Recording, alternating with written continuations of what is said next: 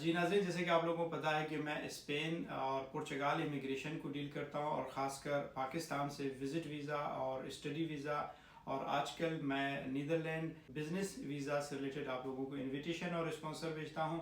لیکن اب چونکہ میں اس وقت پیرس میں موجود ہوں، تو جو لوگ مجھ سے سوال کر رہے ہیں کہ فرانس یا پھر اسپین، تو اس سوالوں کے جواب میں آج آپ لوگوں کو اس ویڈیو میں دے دوں گا۔ اگر آپ اس وقت پاکستان میں ہیں، تو اگر آپ کو لگتا ہے کہ آپ وہاں سے موو ہونا چاہتے ہیں، تو میرے خیال سے جو زیادہ تر لوگ ہیں وہ اسپین کو ترجیح دیتے ہیں ایز کمپیئر ٹو فرانس۔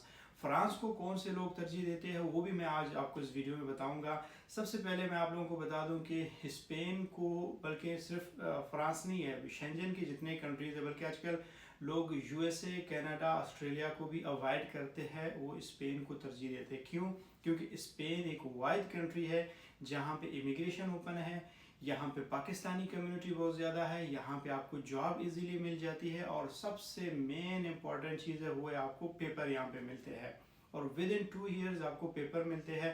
اور میرے خیال سے اگر آپ اپنے گھر سے نکلتے ہیں، پیپر سے بڑھ کر آپ لوگوں کے لیے کچھ بھی نہیں ہے۔ اور اسپین کے پہلے جو تھا پرتگال تھا، جب سے پرتگال نے بند کیا ہے، اب اس وقت صرف اور صرف اسپین ہے۔ ہر بندے کا جو نظریں ہیں وہ اسپین کے اوپر ہے۔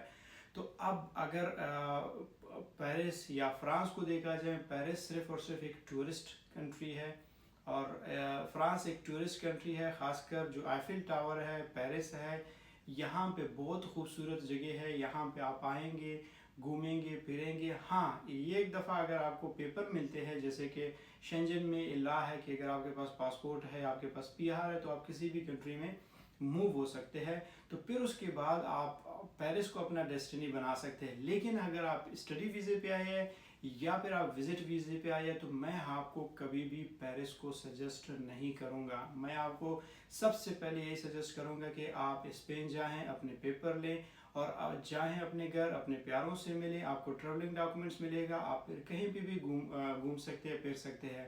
اگر آج میں اس وقت پیرس میں موجود ہوں، صرف یہی ریزن ہے کہ میں موو کر سکتا ہوں، میں اپنے گھر جا سکتا ہوں، تو آپ کو بھی سب سے پہلے جو ہے اسی چیز کو ترجیح دینا ہوگا۔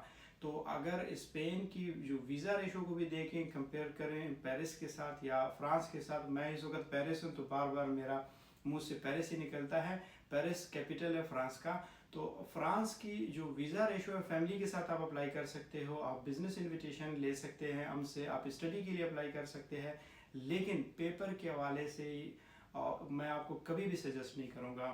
تو اگر ابھی بھی آپ لوگوں کو فرانس سے ریلیٹڈ یا اسپین سے ریلیٹڈ کوئی بھی کنسلٹنسی چاہیے، آپ لوگ ہم سے رابطہ کر سکتے ہیں۔ اسلام آباد میں فارغ کنسلٹنسی موجود ہے، ہمارا ایڈریس ہے G11 مرکز سلور پلازا، اور 3rd فلور میں ہمارے آفیسز ہے۔